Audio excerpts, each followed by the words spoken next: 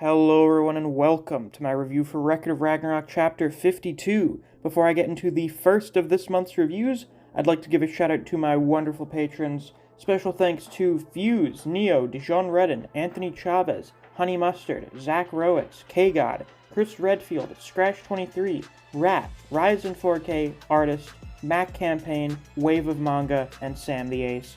Thank you all very much for supporting me on Patreon. I greatly appreciate it. And if you too want to get a shout out at the start of videos or access to reviews for Solo Leveling and the Boxer, you can always become a patron as well. There's a link to my Patreon down in the description. If you haven't already, you should definitely subscribe, hit that notification bell so you don't miss any of my uploads, and you should be sure to like and leave a comment on this video. It helps to boost us up in the algorithm. It'd be a big help. With that out of the way, let's get on with the review. Since we got 2 chapters this month, there's not going to be any kind of theorizing and predicting at the end of this chapter because, well, I know what happens in the next chapter, and we'll get into that whenever that's translated. I think Vib said the translation for 53 may actually even be out today, if we're lucky. So we'll see.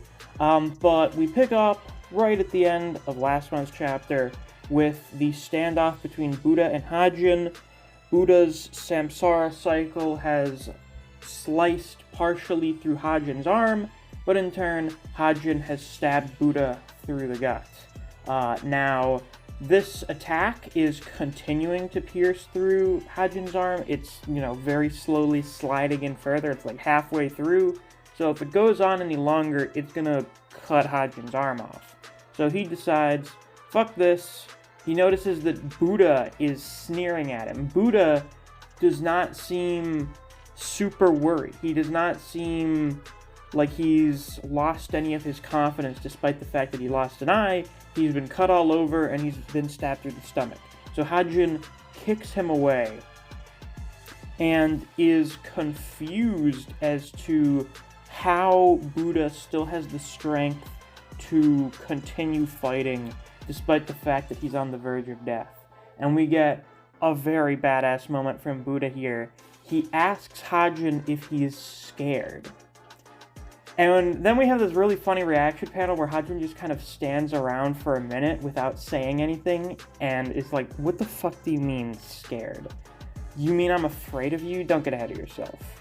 And this is where we get into a little bit of a flashback for Hajin, who says he's now found the perfect soil and has become the supreme being. So the reason Hajin disappeared all those eons ago was not because he was defeated by anyone, but because he was so goddamn strong, his own body could not handle the pressure of his power, and he, melted and exploded.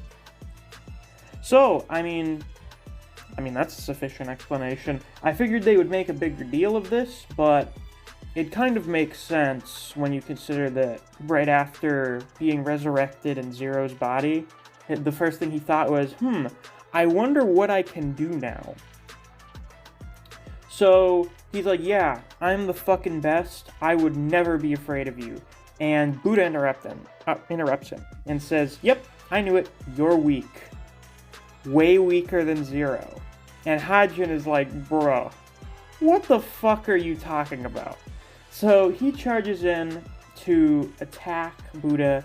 He does a flurry of jabs, and Buddha is trying to block all of these attacks with his scythe. Ares thinks that it's over, and Hades and Hermes and Zeus basically tell Ares, shut the fuck up. Buddha is looking for an opening to use Samsara again, because that thing was almost able to cut through Hajin's arm when he blocked it. If that can land, it'll cut through Hajin entirely. It could one-shot Hajin. So Samsara Cycle is actually really strong. It's a really goddamn strong attack. So we just have more of the exchange between the two of them. Hajin is still confused as to how Buddha can keep going on. He doesn't understand the human willpower. It's always like this, where you have the fucking god or demon that doesn't understand why the human keeps going despite the odds. It's because we're fucking human. So, Samsara Cycle again. Or it's time. Hajin realizes that he's afraid. He's feeling it. He's getting the shivers a little bit. And he looks at the hand that Buddha almost cut off. And I guess for him, that's sort of like the source of the fear he's experiencing. So he rips his fucking arm off. And then squeezes it and molds it into this big sword. Which is cool. So now we have Karma Destroying Samsara Cycle versus Blaze of Glory. Now I know the basic translation of the kanji was something like Work of Wonder. And I remember reading that and thinking, what the fuck does that have to do with Hajin? So instead they changed it to Blaze of Glory, which is always cool. Blaze of Glory breaks through Samsara Cycle. It cuts the blade off of Buddha's scythe. And everyone is shocked by this. The blade shatters. Then the staff turns back into its original form. And oh shit, Hajin destroys the staff. So that's bad. That's really bad. Now we see Beelzebub sitting around eating a pear like a fucking weirdo. Everyone's like, well shit, guess it's over for Buddha. And then Buddha finds himself in like this black void, probably slipping in and out of consciousness, and he sees this light behind him. And this light grabs his hand. And he awakens. And he starts laughing like an asshole. And Hajin thinks that he's gone mad in the face of death. And as Buddha gets up, he's saying again, like, yeah, you're weaker than Zero. You can't even confront your own weakness. You don't have the puberty to do it. I'm assuming, I think a better word would be maturity. You don't have the maturity, and that's why you're weak. Because you can't recognize your own weakness. And we see Buddha has picked up the handle of the Misery Cleaver. Now, this is real good shit.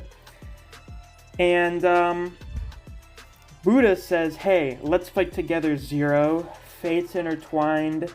Divine Weapon Lotus Voland. So, I know there were a lot of people that were theorizing, hey, Buddha's the only human fighter who doesn't have a Voland. What if one of the Valkyries showed up and was like, yo, Voland time. You get a new weapon or whatever. You get a power-up. But Buddha's the guy who created this shit. He's the guy who created this Fates Intertwined thing. So, because he knows that method, I guess he could really Voland with, like, anybody. He could do it. And he's able to do Voland with the handle of the Misery Cleaver because, if you recall, the Misery Cleaver was a product of Zerafuku's own body. It's a part of him. So, that part of Zero was detached from him before he turned into Hajin. So I think that means this is like a little piece of Zerafuku that was not devoured by Hajin when he transformed. So it's like the last remaining piece of his soul. Buddha does Voland with this little piece of Zerafuku. Brynhild is crying at this, and we see that the Misery Cleaver has transformed into is this a 7-branch sword? I think? Yeah, I guess if the end of it is the 7th branch. 7th branch sword, it's got the names of the 7 lucky gods on it. It is called Great Nirvana Blade Zero. Well, I guess Great Nirvana Sword Zero. That's fucking cool. Yeah, I don't know the exact significance of the 7-branch sword. I know I see it show up in a lot of places. I know it's a thing in, like, Korean history or is it actually a historical thing or a mythological thing? I don't know. But if any of you guys know what sort of mythological significance it has, please share in the comments. I'd be very interested to find out. Because I wasn't able to really find any good information on it. So, Buddha swings the sword. We see the 7 lucky gods standing behind him. And he says, I think you already know, Divine Retribution. So, now the time has come for Buddha to dish out some divine retribution. That's pretty fucking cool. So, Buddha has not saved Zerafuku from Hajin. It can't be done. Zero has been completely taken over and devoured by Hajin, but he managed to find the last little remaining fragment of Zerafuku that was not devoured by Hajin, conveniently not a part of his body at the moment.